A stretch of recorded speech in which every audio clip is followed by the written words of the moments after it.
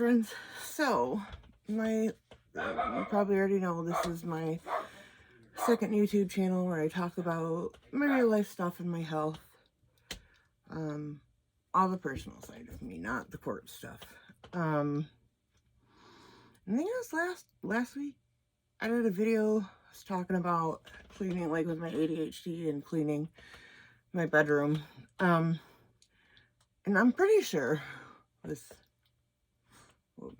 more than 2 hours ago, so I think it was last week. And I believe I talked about how I really need to clean out our spare bedroom, because I need like an office space and like a studio for all of this stuff for the documentary I'm working on, doing my YouTube stuff and editing. So last weekend I did a bunch of cleaning in the living room. Yay me. I got quite a bit of stuff picked up. I'm still kind of proud of myself. Got all the, I had the bathroom cleaned, essentially the entire bathroom except for one half of the cabinet. I still have to scrub out the shower, but it's going to take a lot of bending because of our water is rusty and hard and it's gross. And then like, so the day that I had my injections, I literally came home and was sitting and then laying on the kitchen floor scrubbing it because it really needed to get done. I do need to remop the bathroom floor and kitchen floor just because it's been like a week. But anyways, I remember talking to you guys about how cleaning and my ADHD and all that stuff, how it's a struggle for me. And I do want to preface this with, like, I essentially slept for like 4 days straight. Like Tuesday, I slept almost all day Tuesday. It's now Saturday. I had to get up Tuesday and get dressed because we had to go do our taxes. I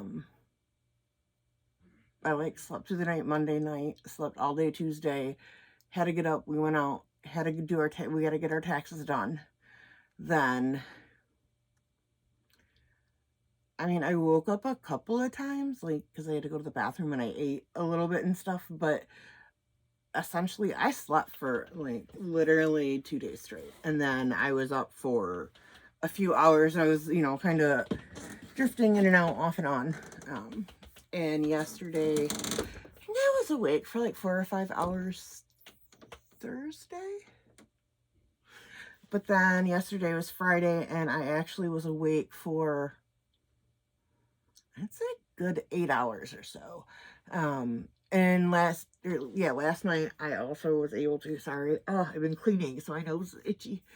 I was finally able to, like, take a shower. My legs were shaking really bad. Like, I didn't smell anything. My hair was really greasy, gross. I just needed to take a shower. Because at one point I was running a fever, and so I was sweating, and yeah. I had been wanting to take a shower. I just simply did not have the energy to do so. But yeah, so last night I finally got to take a shower. I had finger brushed my hair out the day before, so it wasn't like all matted down. And then before I got in the shower yesterday, I brushed it, and then I braided it before sleep. And when my hair is wet, it's actually down past my shoulder blades. When it's dry, because it's wavy and it shrinks up, and it's about halfway down my shoulder blades. Today I kind of did a little, I twisted the sides up, and they're held with like those clip thingies that, like, the clicky clips. And my hair was down. We went out and we went out to lunch and had to go pick up my car because that was finally fixed. We got that fixed all up, so had to go pick that up because I have an appointment Monday and then Tuesday. But then just sitting at home, I just pulled my hair up because my hair gets annoying. It's heavy. It's a lot of hair. It's hot. So I just pulled it up. But at one point today, I was like, I opened the door for the spare bedroom, and I was like, oh, could get the door open like that far. Like, I was able to get my hand in and like flip on the light. And there's like stuff this high. It's just everywhere. that's what I was showing you, kind of the rest of the room. And then I was showing you sort of the stuff that's in the hallway. And I was going to be real with you guys. I have fucking ADHD. My health has been shit. 6 months ago, like today, 6 months ago yesterday, I had my lumbar spine fused. L2 through S1. So like essentially my entire lumbar spine is fused with rods and all that shit. I was in bed for like a month and a half before that. And like over the last 12 years, like my health was just kind of just declining for a number of various reasons. The reason why I slept so much is I do have an autoimmune disorder, and kind of my system got overwhelmed. Plus I have the adrenal insufficiency, and so like I wasn't taking my hydrocortisone, the hydrocortisone, in the mornings, which is really bad. I probably should have gone to the ER and gotten massive doses of steroids by IV and everything, but my car was dead in the shop. So, and I wasn't about to call the ambulance for that shit. I just was sleeping. Like, I knew I'd bounce back. It wasn't bad. I just needed sleep. Which I also have, like, insomnia, so I have really, really fucked up sleep patterns. Anyways, so today I was like, okay, I can start on this, right? Yeah, I came and looked in the room 2 or 3 times, and I was like, no, not doing it. Like, I've been working on knitting Luna's sweater, just kind of chilling. I have a block of the quote block of the month thing. I got mine the other day, and I opened the package. I haven't actually like pulled the fabric out. I was gonna do like a video on that because I thought that might be fun, but I was knitting. I was procrastinating. I was ADHDing, or as I should say, I was jessing. Okay, like totally. So I've been like doing a deep dive into this murder case that happened here in Lansing, Michigan, actually in 93, I think. It was when I was in school. I vividly remember this case, like every step of it. It like freaked people out really, really bad. Part of the reason people were like kind of so freaked out is that at the same time, there was a serial killer in this area, literally like 6 miles away from my house. There was a serial killer here. And so at some point they thought the serial killer was like involved in the case, and it turns out he wasn't. They do have 2 of the guys, and we're pretty sure it's only 2 guys. Anyways, I was sort of doing a deep dive on it today. I've been tossing around doing this case. And I know I do my court stuff and I'm doing my documentary, but I'm like this, I kind of want to so I'm focusing on Michigan cases, right? And this is something I remember. There's a couple like literally local Michigan cases that I like either was almost indirectly involved in, or vividly remember because I was here in the area at the time. And by being like involved in is because when I was 18, I was an EMT and working on the ambulance for the area. And then I trained to be a domestic violence advocate for or with the Lansing Police Department. And then I moved to an investigator advocate position with the county sheriff's department at the same time while I was going to paramedic school. And then I went into the police academy, and yeah, that was a whole crazy story that maybe I'll go into someday. I don't want to do it today. Anyways, so I was doing a deep dive, kind of, listening to podcasts or watching other videos that other people, like, I honestly didn't realize that it had been covered as much as it kind of had the last few years, but Bailey Sarian, I think sorry, Bailey, I like slaughtered your last name.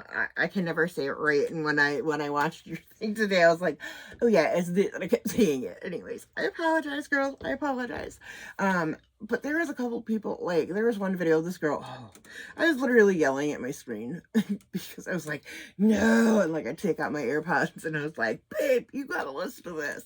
Like, oh my god, this is like, yeah, it was crazy. But anyway, so I was doing a deep dive, listening to that stuff, and I was just kind of knitting and listening and yelling and whatever, jessing. I was jessing. But so finally I came to, like, I don't know, 8:30 or something tonight. I was like, well, if I can at least clean out in front of the door, then that's a good start. If I can get into the door. Because then I can start slowly tackling the rest of the room. Well, that's what I was doing. This pile, I mean, it looks really bad. There is sort of an order to it. I wasn't actually aware kind of what all, like, what was like right in this immediate vicinity. I did not know. So that was interesting to find that. It's a lot, guys. I did actually have thrown away 2 big 33-gallon black trash bags already out from this room. I did bring the vacuum cleaner in. I had to sweep the carpet. I had been drying sage and stuff in here, and just because I couldn't get to it, got all smashed and crushed, so that was kind of like all over the floor. Because we like would dry our garlic in here too, because this is like we also have our like proper food stuff over here. So like garlic, and we had some onion starters, and like somewhere I have squash seeds, like labeled butternut squash, somewhere I have a bunch of seeds. Anyways, so like the skins from the onion and the garlic were like all on the floor. So I got that stuff out and got it vacuumed and actually vacuumed the floor. It's kind of nice. Got a new vacuum cleaner. We got it for they do a lottery ticket.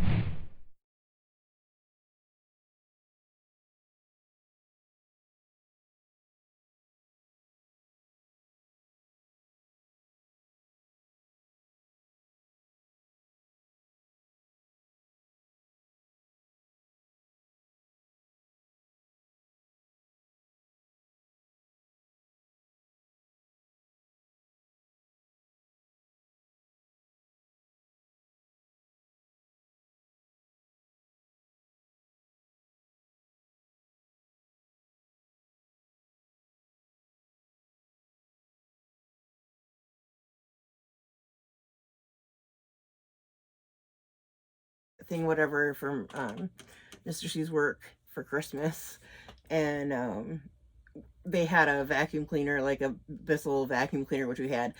Ours, for whatever reason, like I've taken it apart like 1,000 times, and the beater bar still thing won't go, and I'm tired of taking it apart all the time.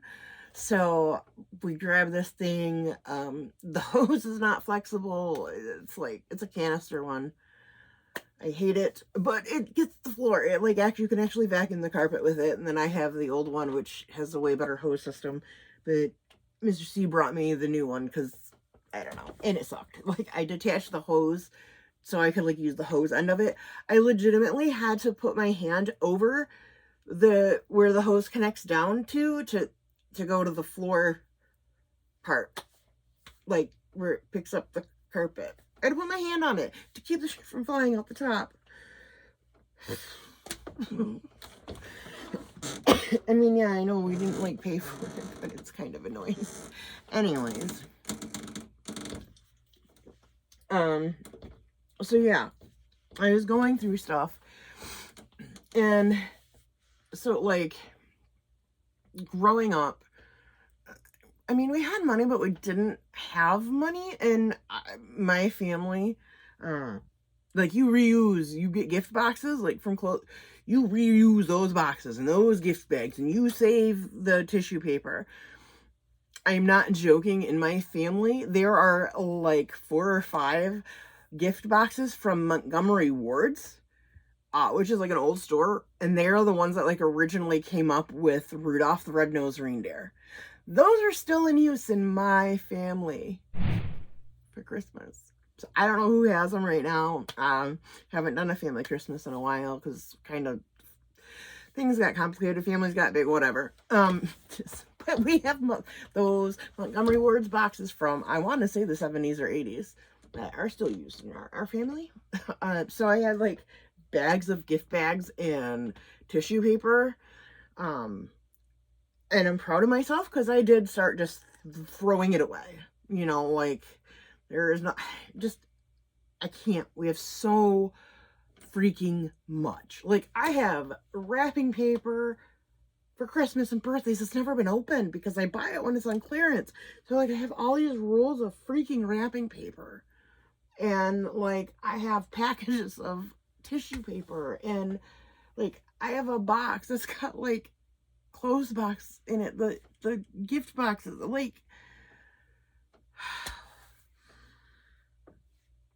I struggle with that whole, if it's still useful, we don't get rid of it, but we have to. When I was cleaning the living room, I found it's like a little like a dollar, probably maybe cost $1, little rubber mallet thing. It came with, I got a bamboo tree or plant stand, and it came with it because I had to assemble the plant stand, and I was like throwing it away, and she's like, no, but we could use it. And I'm like, sure, we might need it. I mean, we could possibly use it. Do we need it right now? No. Like, it's cheap. We have another mallet. Like, if we actually need one, we could go buy another one. So we're throwing it away right now. Which is a struggle for him. It's a struggle for me because it's like, oh. And to be fair, our grandparents are both, were growing up during the Great Depression. So we do have that from our grandparents instilled in our parents, sort of the whole mentality about you have to save and reuse from the Great Depression. And, you know, when we were kids, the whole reduce, reuse, recycle thing was huge. Like that was when they were really pushing for recycling or reusing, you know, reduce, reuse, recycle. So it's kind of like literally ingrained in our heads, and you know, you don't want, you got to reduce your carbon footprint, whatever. Anyways, so I've been struggling with that, but I've thrown away a lot of stuff. And I know it doesn't look like it because you saw like this whole wall of stuff. So for like the last 5 years or so, I mean, we'd need something, and then we'd just put it on top of the stack in here just to get it out of everywhere else, you know, like my husband's rifle case and his crossbow, and I'm pretty sure that's his compound bow, at least the quiver for it. Like a full-size ironing board, our suitcases, because we have not been on vacation since 2020. I actually bought the set of suitcases for our vacation in 2020. Don't worry, we went to family's house for 10 days, so wasn't like we went anywhere. We went later in the year, and yeah, so we were all not sick, so we went and basically were out in nature hiking around where nobody else was, like in the mountains, so we're good. But yeah, like, so this room has really become a catch-all, and to be fair, a lot of this stuff is probably mine, at least I am recording, just so you know. Actually, could you bring me a Coke, please? To be fair, this is mostly my stuff. Thank you. Or at least, like it's decorations. Like a lot of it is Christmas stuff, like Christmas decorations, which are essentially, all came from me. That year, yeah, that was a bad year. We can talk about that some other time. But, so yeah, that's kind of like sort of what happened with this room. I was using it when I was like spinning and dyeing yarn, like for commission. I kind of had this set up because I was in here. Like you can see like the dry erase board where I wrote like my orders, what my commission, what my deadlines were, kind of stuff like that. I legitimately, somewhere in this room, have 3 or 4 full fleeces of either wool or alpaca or like some. I know I have camel in here. I've got some camel yarn. I have alpaca, like, and they're in various states of even being processed. Some of it's still raw, right? Um, like I have a box of a full alpaca fleece. It's called the blanket that I opened, looked at it, checked it out. Okay, yeah, that's what that is. I don't even know whose it was.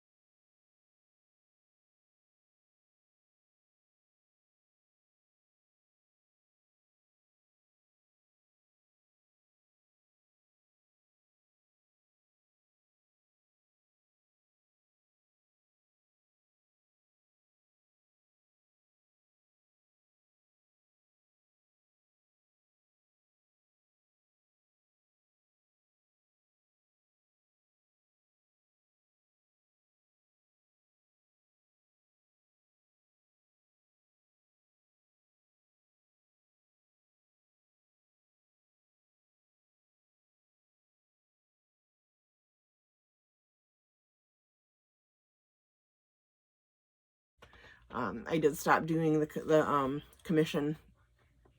I think it was commission where like consignment. I don't know. Like I would like prep and spin the fleece and get like 60% of it. Like 50 to 60% of like the clean weight or whatever was mine, and then the 40% whatever went back to the owner. But I had to stop doing that because I was getting burned actually on a. Hi Luna, honey. Hi honey. I was getting burned on these deals, so I had to stop. But come here, honey. Don't worry, I didn't hurt her. She got harness on. I know. I don't know if you've ever. Well, no, you had to have been in this room.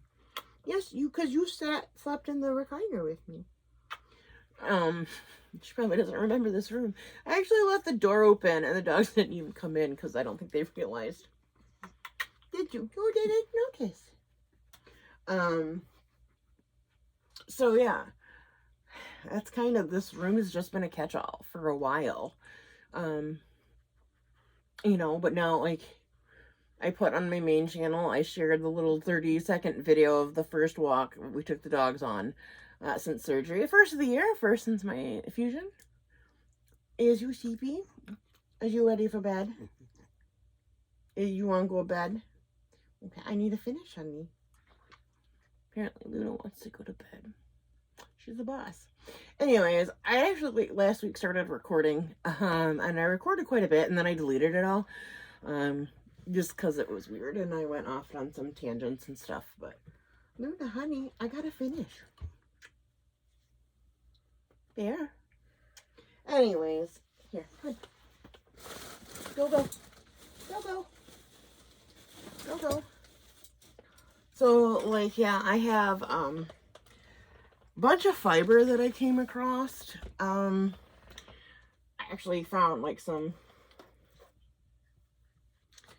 so I didn't know I had any of this left. My hand-spun alpaca, yarn that I absolutely love it. Luna loves it. I will confess, I did knit Luna a sweater out of hand-spun alpaca yarn.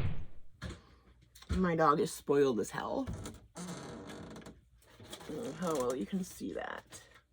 It's a worsted weight yarn.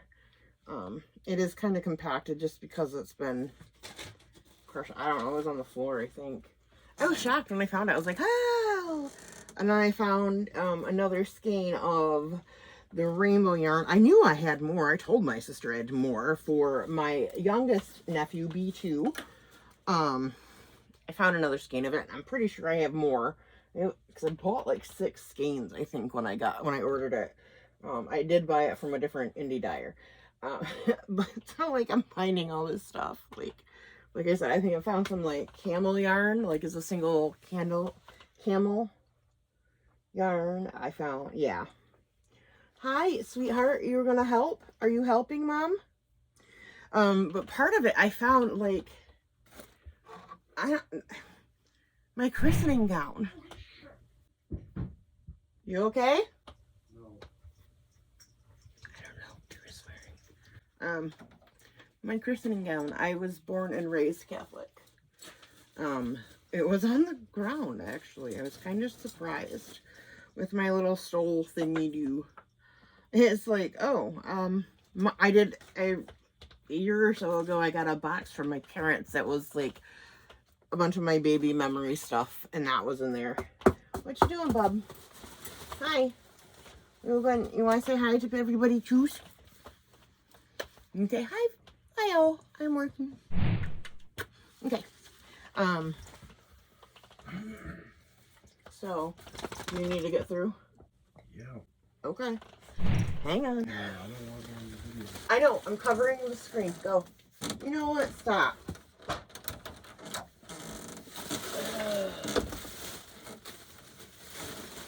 Anyways. So, yeah, I've been going through it. And I've been throwing away even more stuff. But, like, I have a bag of fiber. That's like, this is a bag of fiber.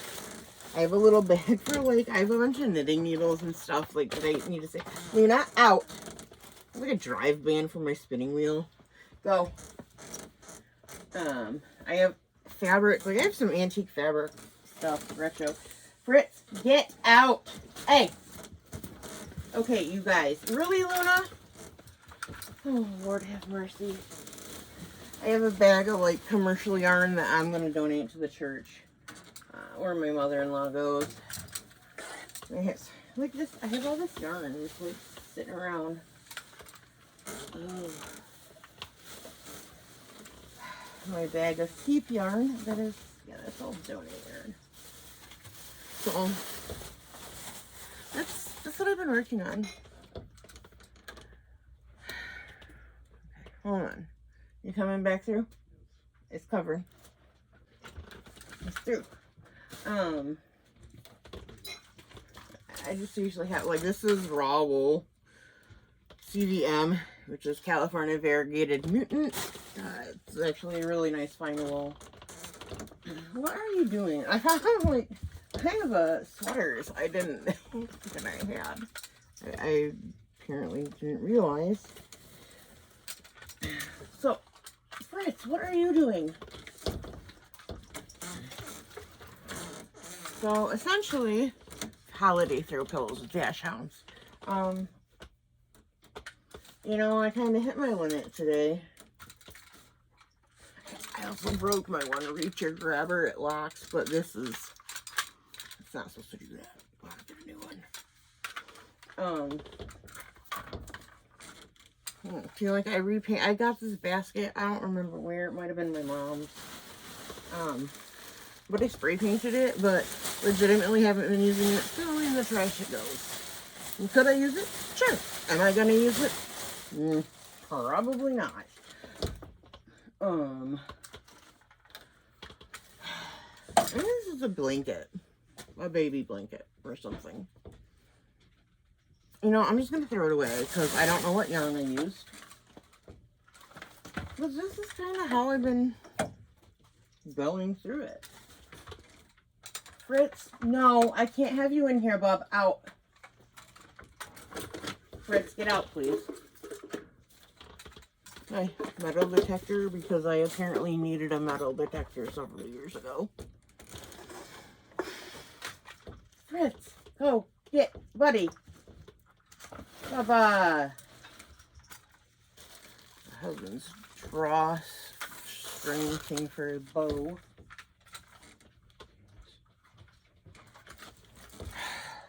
Go. Come on. Come on. Go. I know what you're doing. Go. Yeah. Go. camel yarn that I spun by hand. Dude. What is he doing? Yeah. Like here I have, it's actually like legitimate, it's an authentic Amish doll. This is a girl one. Go. I have a male one. It's in here somewhere. Oh, baby. Come on through. Go. Okay, so yeah, I have like an Amish doll. Actually, I'm probably going to sell it. I got it. My sister's neighbor was having a yard sale one day, and I bought it. I bought some Amish prints from him too, and he gave them to me for free. He was impressed that I knew it was an Amish doll. Legitimately. We have so many Amish people around here. He actually had said, like, he was raised Amish or something. And that's why he had this stuff. Yeah, see, like, I have all this fiber. Part of it, I don't know what all of it is. I think I know what it is, actually. I'm pretty sure, like, I can tell a lot of it by just what it... Just because it's my fiber, it's what I've processed and worked with. I know what it is. May have been years since I've seen it, but I know what it is. So this is kind of how, like, this is, some merino. It's, yeah, I'm going to have to pick through it. It's clean. Luna, baby, come on, get out, please. Fun story, I have my almost famous, roving. It's alpaca. It's almost famous because... Dog! Fritz, what? I'm fine, buddy. It's okay. Yes, I'm okay. Hey. Okay, thank you. I'm pretty sure my blood sugar is okay. Pretty sure it is okay. We're good. Yeah, like bamboo to blend. So I got this this alpaca. I was looking to source my own alpaca. And I didn't quite, like, know, like, I was trying to search, like, alpaca farms or whatever for the area, because there's one that's around us, but it's for 4-H. Dude! But, if you guys know, Doc Pohl, the incredible Dr. Pohl from Nat Geo, he's, like, an hour or so away from us. Anyways, he's kind of, like, he was our backup vet for Fritz for a while. Because he has the intervertebral disc disease, and he went down. He didn't go completely paralyzed, but we thought he might needed surgery. So like he was kind of our backup for that. But I called his office, and I was like, "Hey, listen, I'm a fiber artist here in Michigan. I process fiber and all that stuff, and was wondering if you guys have any clients that." Have alpacas that I might be able to buy their fleece from." And I don't remember who answered the phone, but she was like, "Yeah, let me call around or whatever." She's like, "Give me a day or two." And she called me back like 10 minutes later. She's like, "Yeah, so I have a lady and I'll give you her number." And she was like, "Absolutely, call her." And I bought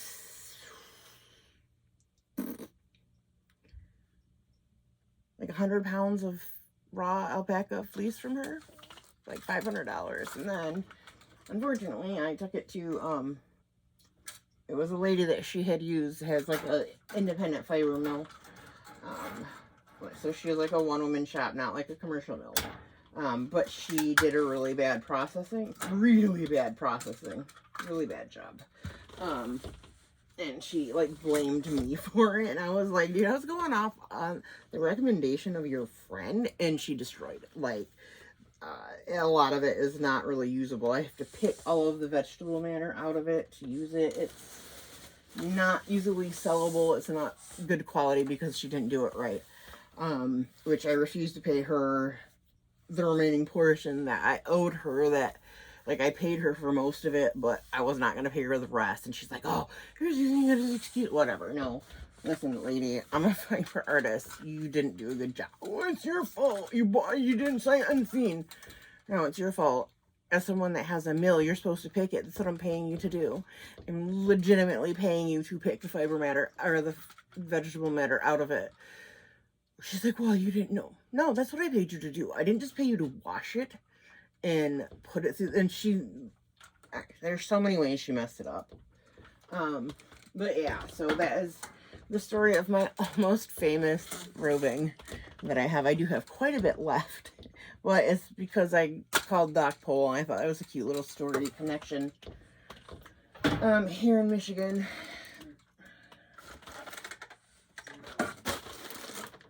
This is Sebastian's Thirds, which means it's probably really dirty or has a lot of vegetable matter in it. So when I say vegetable matter, it's like grass and hay and all that kind of stuff. That's VM, vegetable matter. So yeah, I have this fiber. And this is Surrey alpaca. Anyways, so yeah, that's kind of how I've been dealing with this, trying to tackle it. It's one of my hand-dyed yarns that I did. I don't like it. So yeah, that's kind of how. Really, dude? We're not going to bed right this second. You gotta chill. Like I had this bag full of like gift bags and like folded up saved tissue paper. Ready? I'm struggling with this one. In the trash. And my brain is telling me, that's horrible. I don't know. That's where it is. So, I need to finish this up. Mr. C wants to go to bed apparently now. I need to get this cleared out of the hallway because Fritz might eat or pee on the fiber or something. You're alright, Luna. And I need to get out to this side and get some of this stuff picked up. So, anyways, I wanted to share that. This is how I'm trying to tackle this. I can do a little bit each day. It's not a race. I don't have to do it all right this second. But yeah, for right now, that's how I got in the door. My goal was to be able to get the door open. But I was able to get in a little bit further, so there's actually some room. So now next time I can move the bags, like the yarn or whatever, out, and then I don't even know what I'm going to do next because it's like a Jenga pile in here. But anyways, I just wanted to share that with you guys. This is how I'm going to work on tackling this. And that's it. So I hope you enjoyed this. It's like trying to normalize that having a messy house, having junk is okay. It doesn't make you a bad person. Because it doesn't. Just because your house is a mess, it is not a reflection of who you are or your value is as a person. Bear, stop. So yeah. Stop. That's where we're at. No. I hope you guys enjoyed this video, and I will see you guys next time.